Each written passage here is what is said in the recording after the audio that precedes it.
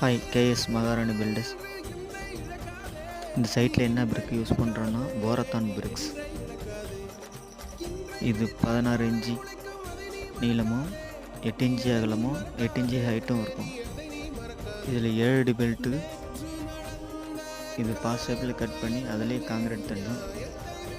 Concrete வெளில தெரியாத அளவுக்கு இது பார்த்துருக்கோம்.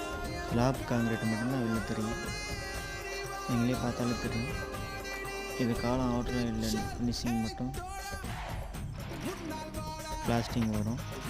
மற்றபடி வேறு எந்த சைடும் பிளாஸ்டிங் வராது, ஸ்ட்ரெயிட்டாக பெயிண்டிங் தான்.